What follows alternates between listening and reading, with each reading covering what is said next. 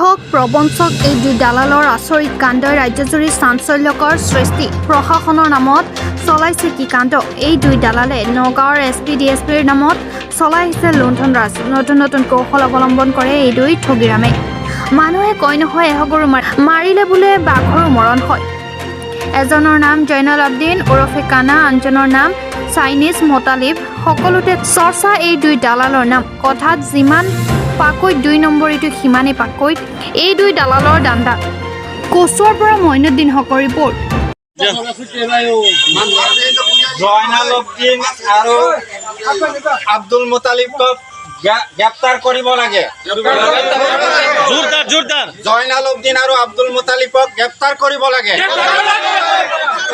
জয়নাল আব্দিন প্ৰতাৰক আৰু আব্দুল মুতালিবক গ্ৰেপ্তাৰ কৰিব লাগে। আমি ৰাজহুৱাভাৱে দাবী কৰিছো জয়নাল আব্দিন আৰু আব্দুল মুতালিবক গ্ৰেপ্তাৰ কৰিব লাগে। আছে সেয়া খেলৰ সম্পূৰ্ণ বৈধ খেলৰ টিকেট আনি আমাৰ চানখোলাৰ গোটেই ল'ৰাই কি খেলৰ উপহাৰ কুপন খেলৰ টিকেট আনি আমাৰ চানখোলাৰ গোটেই ল'ৰাই বিক্ৰী কৰি আছে অনলাইন যোগে। ইয়াতে আমাৰ চানখোলাৰে দুইজন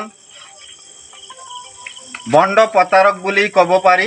সিহঁতেও অলপ দিন আগত বিভিন্ন খেল সিহঁতেও চলাইছে, নিজে খেল চলাইছে, খেল প্ৰভাইড কৰিছে সিহঁতে। আৰু এতিয়া আমাৰ এই ল'ৰা ছোৱালীখিনিক দিও সিহঁতে টিকেট বিক্ৰী কৰাইছে।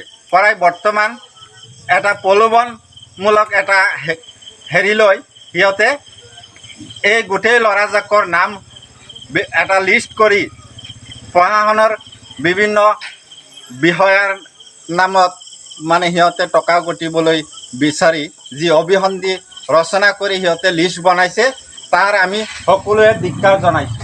কিহৰ লিষ্ট বনাইছে তেওঁলোকে?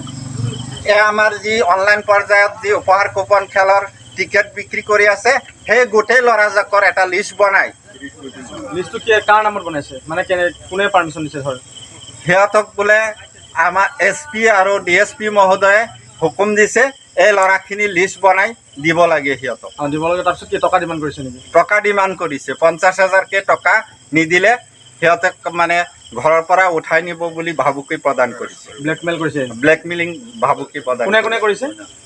মুতালিব আৰু জয়নাল। তেওঁলোক কোন হয়?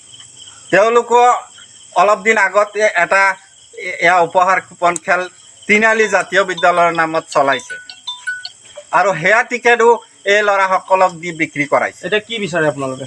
এতিয়া আমাৰ দাবী এটাই, প্ৰশাসনে ইতিমধ্যে আমি কচুৱা থানাত এটা এজাহাৰ কৰিছোঁ। সেই এজাহাৰৰ ভিত্তিত এই দুজন প্ৰতাৰকক সোনকালে গ্ৰেপ্তাৰ কৰি শাস্তি প্ৰদান কৰিব লাগে উচিত।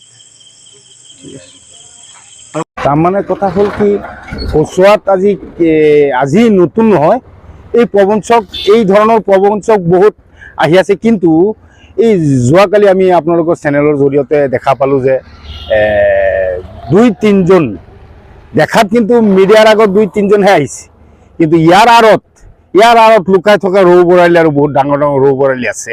এইটো যদি নগাঁও আৰক্ষীয়ে, নগাঁও প্ৰশাসনে যদি উচিত তদন্ত কৰি চায়, তেতিয়াহ'লে ইয়াত ৰৌ বৰালি ওলাই পৰিব আৰু এই প্ৰবঞ্চকটো ধৰি পেলাই উচিত শাস্তি দিবলৈ আমি শ্ৰমিক সন্থাৰ তৰফৰ পৰা দাবী জনাইছোঁ। তাৰ কাৰণ হৈছে এই প্ৰবঞ্চককেইটা খালি অকল এই লটাৰী খেলৰ হেৰি নহয়, মাজে মাজে আজি বহু বছৰ ধৰি মাজে মাজে প্ৰায় কচুৱা অঞ্চলটো, বৃহত্তৰ কচুৱা অঞ্চলটো একমাত্ৰ কৃষি প্ৰধান অঞ্চল।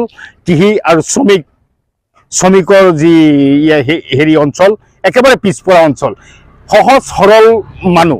কচুৱা অঞ্চলৰ ৰাইজখিনি একেবাৰে সহজ সৰল অশিক্ষিত মানুহ, যাৰ কাৰণে নেকি এই দালাল চক্ৰসকলে মাজে মাজে মানুহবিলাকক বিভিন্ন ধৰণৰ প্ৰলোভন দি, বিভিন্ন ধৰণৰ ভয় ভাবুকি দেখুৱাই, এছপিৰ ভয় ভাবুকি দেখুৱাই, পুলিচৰ ভয় ভাবুকি দেখুৱাই মানুহৰ পৰা ধন লুটপাট কৰি অহা নজিৰ আৰু আছে। কিন্তু এইটোৱেই প্ৰথম নহয় যে এইটোৱেই প্ৰথম, কিন্তু এইবাৰ দেখা গৈছে যে একেবাৰে ডাইৰেক্ট নগাঁও জিলাৰ আমাৰ এছপি মহোদয় আৰু ডিএছপি মহোদয়ৰ নাম লৈ, অচিৰ নাম লৈ, কচুৱা থানা অচিৰ নাম লৈ তেখেতসকলে ধন দাবী কৰিছে। আমি শ্ৰমিক নেতা হিচাপে মই কিন্তু এই নিউজ হোৱাৰ পিছত এইটো যি এটা তৎপৰ প্ৰশাসনে যিখিনি তৎপৰ কৰিব লাগিছিল কিন্তু আমাৰ চকুত এইটো তৎপৰ দেখা পোৱা নাই। ইয়াত কিবা এটা গোন্ধ পাইছোঁ আমি যে কিবা এটা সন্দেহ হৈছে আমাৰ যে প্ৰশাসনে ইয়াৰ লগত জড়িত হৈ আছে নেকি। নহ'লে কিয় এইটো ইমান সময় মানুহখিনি কিয় আটক কৰিব পৰা নাই, মানুহখিনি কিয় হেৰি কৰা নাই। আৰু এটা কথা হ'ল প্ৰশাসনৰ নাম লৈ পইচা লৈ আছে, খালি অকল এইটো নহয়, মাজে সময়ত বিভিন্ন ধৰণৰ মানুহৰ পৰা, বিভিন্ন কচুৱা অঞ্চলৰ বিভিন্ন মানুহৰ পৰা পইচা লৈ SP ভাবুকি দি SP ভয় দেখুৱাই DSP ভয় দেখুৱাই মানুহৰ পৰা পইচা লুটপাট কৰি আছে। এই চক্ৰ খালি অকল এইটো নহয়, আৰু চক্ৰ আছে। মই ভাবোঁ মই আপোনালোকৰ চেনেলৰ জৰিয়তে আমাৰ নগাঁও জিলাৰ SP মহোদয়ক মই পৰিবহণ শ্ৰমিক সন্থাৰ সভাপতি হিচাপে তেখেতক এটা অনুৰোধ জনাইছোঁ, আহ্বান জনাইছোঁ যে এই বস্তুটো তদন্ত কৰ্মে দোষীক